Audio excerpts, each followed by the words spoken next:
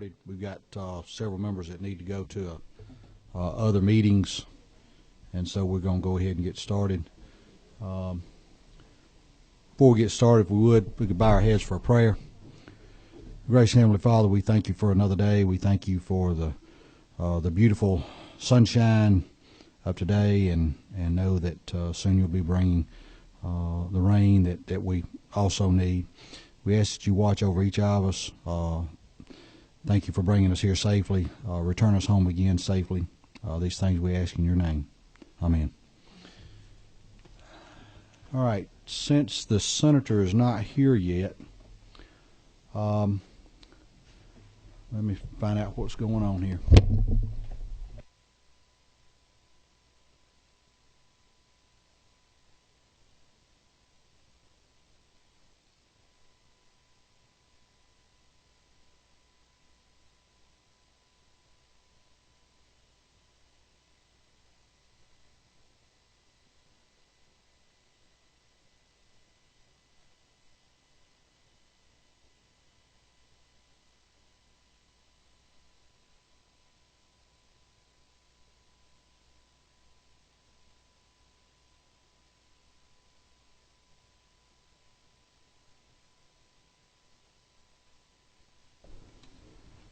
The senator is tied up in another meeting, and she has asked me to present the bill.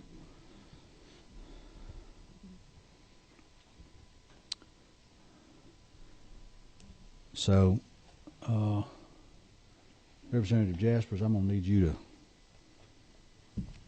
to take over for a minute. I gotta present the bill, and I can't chair at the same time. So, you can come sit right here. We just said a hold the pattern. No, I'm gonna present the bill. Oh, you're gonna present the bill. Oh, Too busy talking. do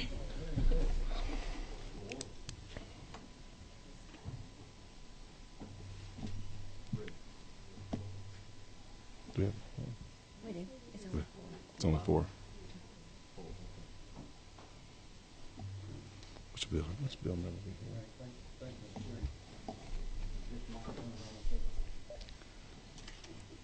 Thank you, Mr. Chairman.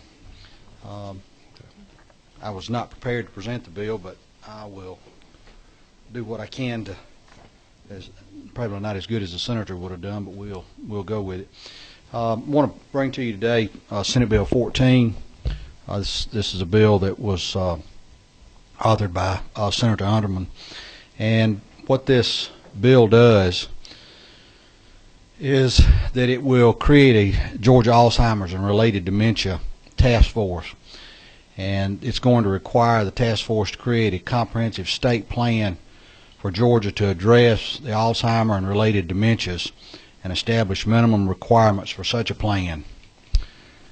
This bill establishes the Georgia Alzheimer and related dementia state plan task force to be composed of the following 6 officials: the director of the Division of Aging Services, and that person will serve as chairperson, the Commissioner of Community Health or his or her designee, the State Health Officer or his or her designee, and the chairpersons of the House Committee on Health and Human Services, the Senate Health and Human Services Committee, and I think that the House Committee would be Human Relations and oh yeah, I see that, Health and Human Services, and the House Committee on Human Relations and Aging. In addition, the task force is to invite other advisory members who have experience with Alzheimer's and other stakeholders to assist the committee. The purpose of the task force will be to create a comprehensive state plan for Georgia to address Alzheimer's and related dementias. At a minimum, this plan should include trends in the state's Alzheimer and related dementia population, including the state's role in long-term care and assistance in affected persons and their families, among other issues: existing services, resources, and capacity, the needed state policies or responses, including but not limited to strategies to address any identified gaps in service, ways in which state and local agencies and non-government entities can collaborate and work together to form a seamless network of education, support, and other needed services, and specific areas to be addressed, including but not limited to increasing public awareness of Alzheimer's disease, encouraging increased detection and diagnosis, improving the quality and capacity of the healthcare system and serving people with Alzheimer's disease, training for health care professionals and increasing the number of healthcare professionals to deal with this growing population, improving home and community care, improving access to long-term care, and promoting activities that maintain and improve brain health and public safety and legal concerns for this population. This bill gives the task force the power to hold public meetings and to request and receive data from the appropriate agencies and health care facilities to the greatest extent allowed by law. The task force may also accept public and private grants and enter into agreements necessary to the performance of its duties. The task force is to issue a state plan including proposed legislation, if any, to the Governor and General Assembly by March 31st, 2014. On this date, the task force will stand abolished. In its place, the bill establishes the Georgia Alzheimer and Related Dementias Advisory Council, which will be created upon the abolishment of the task force. The advisory council will include the same membership as the original task force and is to meet at least annually to review the progress of the state plan and make recommendations for change. As a person who currently has one parent who suffers from Alzheimer's, I think this legislation is a long time in coming, and it is something that Georgia needs to do, and I'll be glad to answer any questions if I can. I know that there are several people that are signed up to speak on the bill and would like to give them the opportunity to do so. Mr. Chairman, do you want to wait for questions if there are any from the committee, or go ahead and let the Why don't we speak? let the speakers speak, and then we can maybe answer all their questions later on. Okay. First on our list is Dr. James Lawn from Emory Alzheimer's Disease Research Center. Thank you, Mr. Chairman and Representative. This is an important opportunity for us to comment on this important bill that the chairman so ably presented to this group. There are several points. I have too many slides to run through in the amount of time that I have, but there are several points that I want to make sure that I make in order to highlight the important elements of this bill and why it's so critical for our current and future needs in the state of Georgia. I don't think that anybody in this room needs a reminder on the magnitude of the problem that we're currently facing. Dementia of all causes, and Alzheimer's disease in particular, represents a massive worldwide epidemic. The numbers currently are about 35 million individuals suffering from dementia and Alzheimer's disease, and that number is going to increase dramatically in the coming years. There's a primary cause for this. The dementia epidemic, when you talk about dementia, it should be understood that dementia is a description of symptoms. One of the most common questions we get is, what is the difference between dementia and Alzheimer's disease? Dementia represents the gradual decline and loss of higher cognitive abilities that is driven by a number of diseases. And of the many brain diseases that can cause dementia, Alzheimer's disease is by far the most prevalent. And the reason for this is quite simple.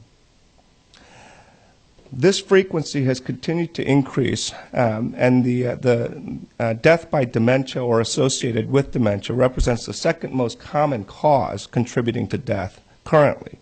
And why is that? The reason for that is that the individuals who suffer from dementia tend to be older, and as the population has aged, the prevalence of Alzheimer's disease and related dementias has increased commensurately. If you look at this graph, the number of individuals between the ages of 65 and 75 who suffer from Alzheimer's disease is relatively low, about 3%. By the time we reach the age group over age 85, the rates of Alzheimer's disease can reach close to 50%. And if you look at the aging demographics of the world at large in developed countries and in the United States, the proportion of the population over the age 85 continues to increase. And by the middle of, by 2050, we estimate that there's going to be between 17 and 18 million individuals over the age of 85. And if you estimate that nearly half of those individuals will have Alzheimer's disease, it becomes an astounding and daunting number to deal with. Whereas other diseases have actually declined in terms of contributions to mortality. In one of the previous graphs that I skipped through, death due to cancer, COPD, and other illnesses has actually declined in recent years, whereas death due to Alzheimer's disease has continued to rise. And the rates of mortality vary from state to state, and unfortunately in the Southeast, the rates of death caused or associated with Alzheimer's disease has actually increased in recent years. And if you look at the areas in dark gray, that section of the Southeast represents an area where mortality rates relative to the rest of the country due to Alzheimer's disease is actually higher. Our interest at Emory and in the Alzheimer's Research Center represents the interest of a network of Alzheimer's centers established by the National Institutes of Health. We are one of 27 centers that are scattered around the country, with our primary mission being to advance our understanding and to improve the management and care of individuals suffering from Alzheimer's disease, and to eventually lessen the burden on society caused by this illness. We serve individuals throughout the state of Georgia and throughout the Southeast, and we're very proud of the work that we've been able to do with the support of many friends regionally.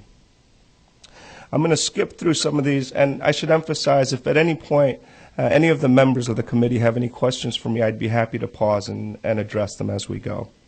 There have been a lot of advances that have occurred in the last 2 decades, particularly in understanding both the genetic and environmental causes contributing to Alzheimer's disease.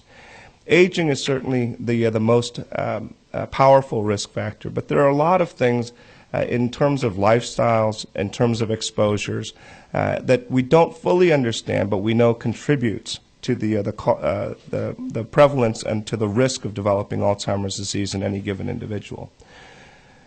There's a lot of research that has generated a tremendous amount of optimism among researchers in the field, and hopefully is going to translate into optimism and hope for the many individuals suffering from disease and their family members.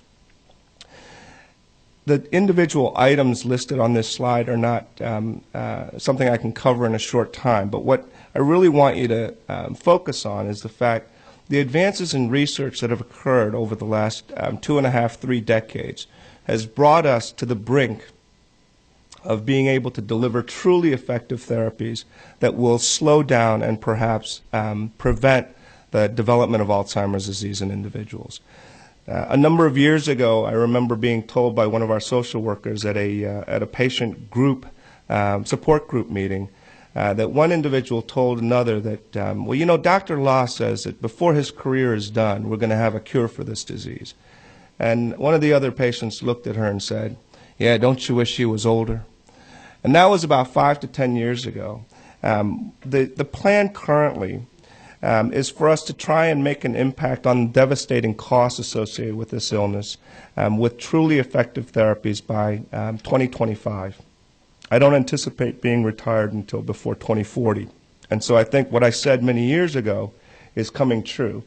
And in order to do this effectively and reduce the major costs associated with this disease nationwide, we need to have a commitment on the part of many parties to develop a focused approach and a plan for how to address this in this country and in the state of Georgia.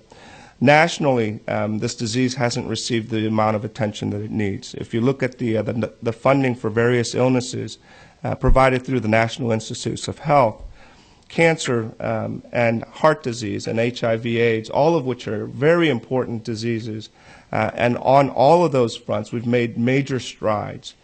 If you look at the relative spending by NIH on Alzheimer's disease, you can see that it's a relatively small sum compared to many other diseases.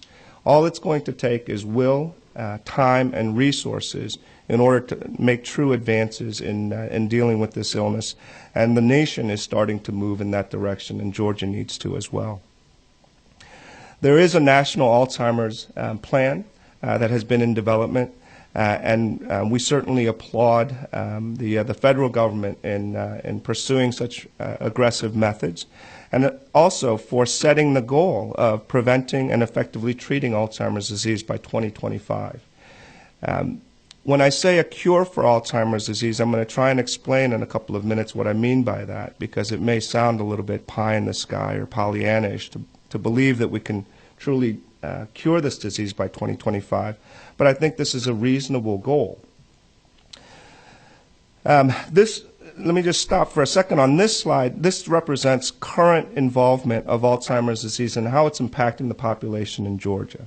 Currently, there are about 120,000 individuals in the state with Alzheimer's disease, and the graph shows the anticipated increase in Alzheimer's disease numbers in the coming years. And by 2025, left on its current trajectory, we anticipate a 45% increase in the number of Georgians suffering from Alzheimer's disease. That's if we don't make some serious headway against this illness. The costs to the state are enormous. The costs to individuals are even greater. But if you look at the amount of money spent from state funds to support long-term care facilities, it represents an enormous expenditure. In Georgia, we spend a higher proportion of those funds in skilled nursing home care than in other states.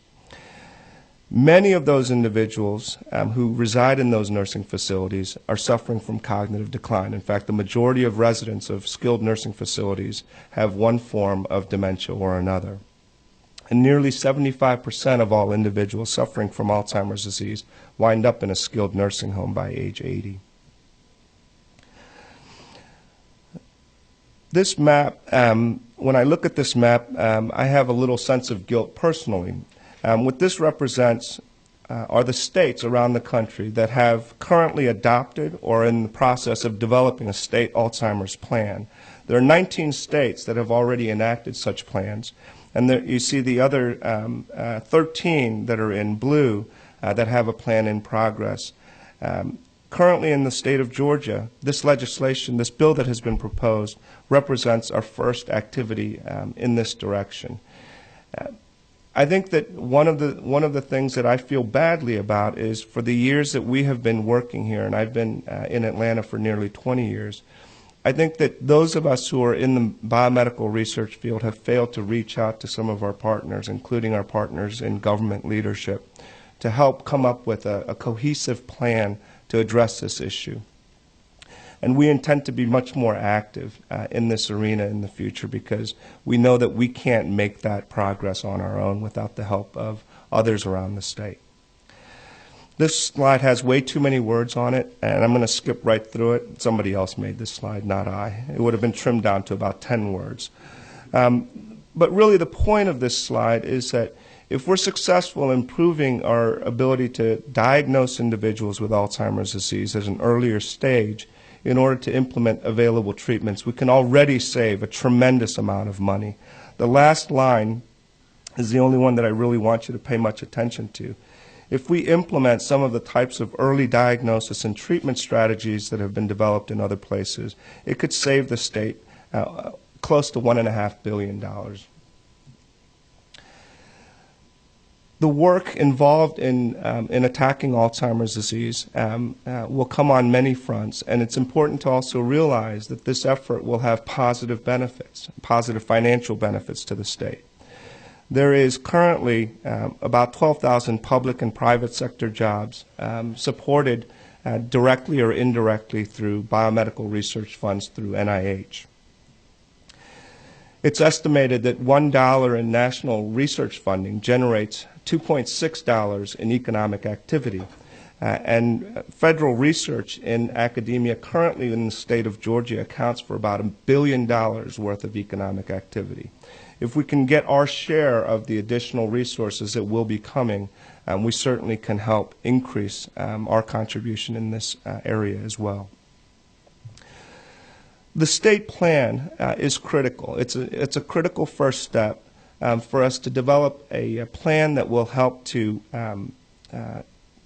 develop a comprehensive model with appropriate partnerships across all public and private sectors with great interest in this arena to find ways to prevent and better treat and manage our individuals with Alzheimer's disease. We want to be able to provide real hope for those who are suffering from the illness currently, help improve their management and care, and eventually prevent the burden from falling on others. This is the slide that I really wanted to spend a couple of minutes on. When I say a cure for Alzheimer's disease, we don't necessarily need a magic bullet that's going to make the disease go away. The disease, by its nature, tends to strike people in their later years. And so the goal is not to prevent the disease immediately altogether. We want to do that eventually. But if we can slow down the onset of disease or slow its progression, what it means is that people may suffer from mild symptoms or begin to develop some Alzheimer's symptoms. But the late stages of Alzheimer's disease that we all know too well, where individuals are devastated and their cognitive abilities are torn away and their quality of life is destroyed, those stages need never occur. If we can slow down the progression of disease and prevent or delay the onset of disease by 5 years, that will have an enormous impact on the number of individuals who actually suffer Alzheimer's disease in its devastating stages. We can reduce the prevalence and cost by close to 50% just by delaying onset by 5 years. So the goal here is to prevent the onset of symptoms for as long as possible, and once they start, to try and slow that down. If we can do that, people will die of some cause at age 90, 95, but hopefully with their cognitive abilities still sufficiently intact to be able to interact with their families and loved ones.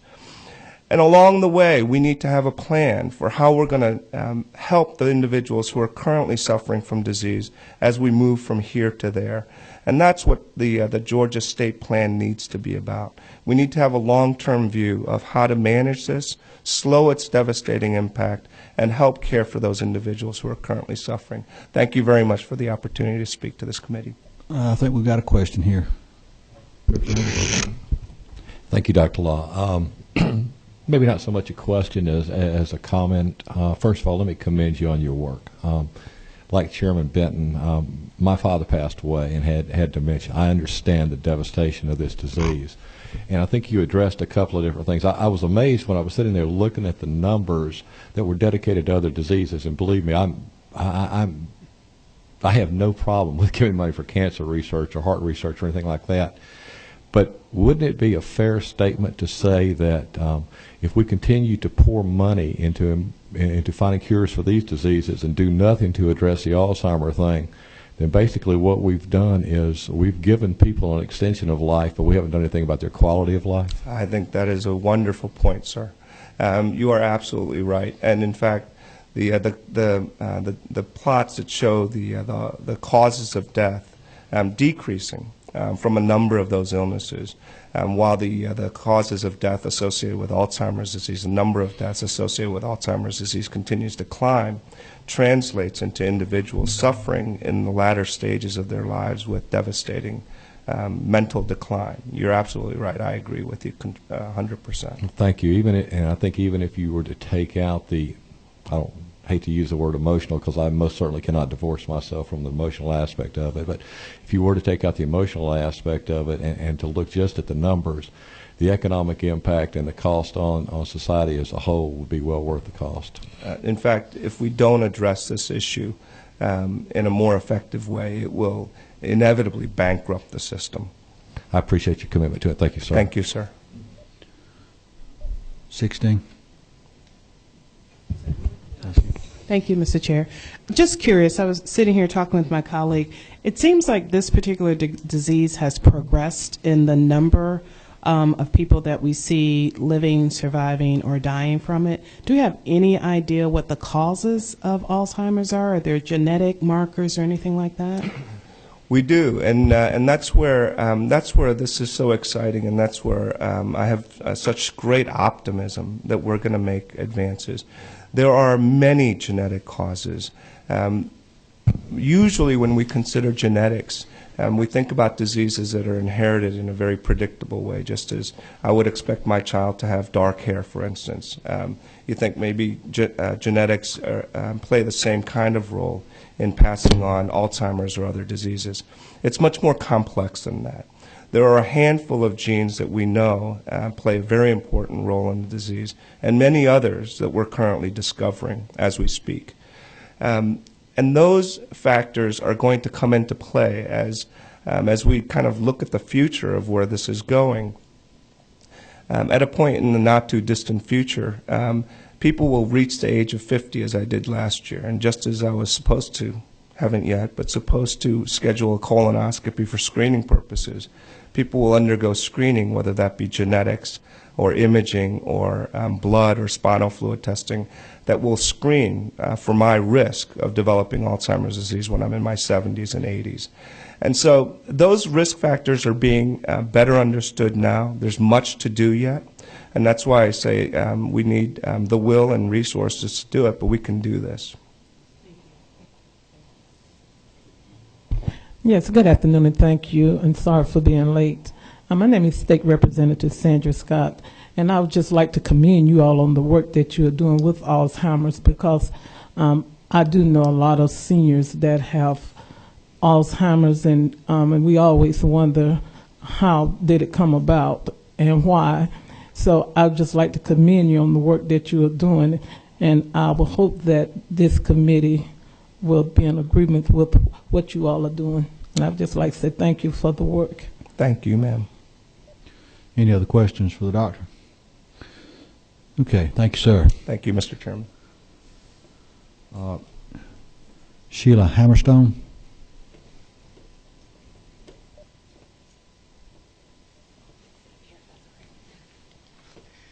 Good afternoon, Mr. Chairman, members of the committee. My name is Sheila Humberstone. I'm with Troutman Sanders Strategies, and I'm here today on behalf of the Alzheimer's Association Georgia chapter. But I also want to talk a little bit about Emory as well. As a little bit of background, my mom was diagnosed with Alzheimer's at the age of 58, so it's not just your grandparents' disease. She passed away last January at the age of 65. So it's truly not your grandparents' disease. It can be your children's disease or your own disease. That being said, before you feel too sorry for me, I have a dear friend who's 46 years old and is living with Alzheimer's. So it really is becoming a younger person's disease. And I want to commend the work both from Emory and the Alzheimer's Association, because it's rare that you find in charitable organizations and research organizations a true collaborative effort to finding a cure and to supporting family members. And as you can see today, by having two of those entities here, it really is what's good for one is good for all. And I really want to personally thank both of them for coming forward and supporting this bill.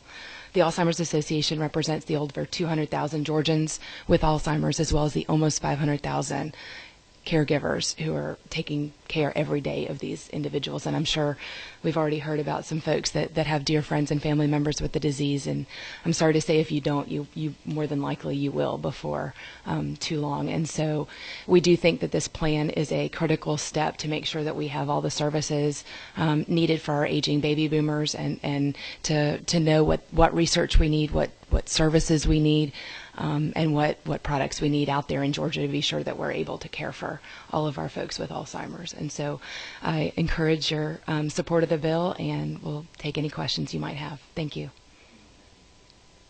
Anyone have any questions for the lady? Thank you very much.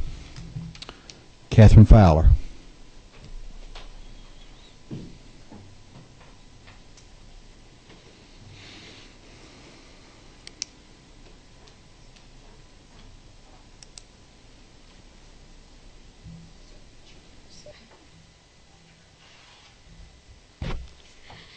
Good afternoon. I'm so grateful that your committee is considering this legislation. I'm the Executive Director of the Georgia Council on Aging, and I'm here also to represent the Coalition of Advocates for Georgia's Elderly.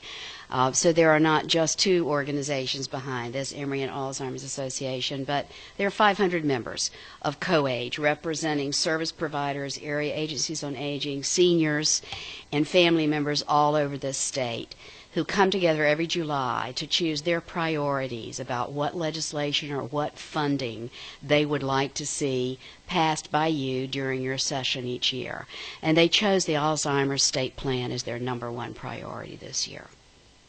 I imagine that if I turned around and asked people in this room to raise their hands if they have someone close to them who has been affected by dementia, in this group it would probably be 9 out of 10. We all have our stories to tell, as does the chairman. I cared for my dad for 14 years, and he passed away of vascular dementia. He was kept alive through many, many heart attacks, only to live the last years of his life living with dementia, as did his family. And it is not just an aging issue. We're very grateful that the Division of Aging Services is specified as being a lead entity here to bring this forward. But I know that Dr. Bulad, who's the director of DAS, frequently says this is not just an aging issue, because there are young people with various forms of dementia, and there are family members, there are workplaces that are affected by it as well. So it is truly affecting our entire society. And we would urge you to lend your support to the state plan, and if passed, to let you know that there will be many, many partners around the state who will be trying to implement it and move it forward. Thank you. Any questions for Ms. Fowler? Thank you, ma'am.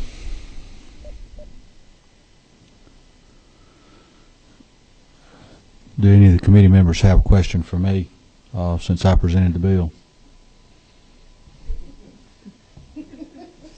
That's good.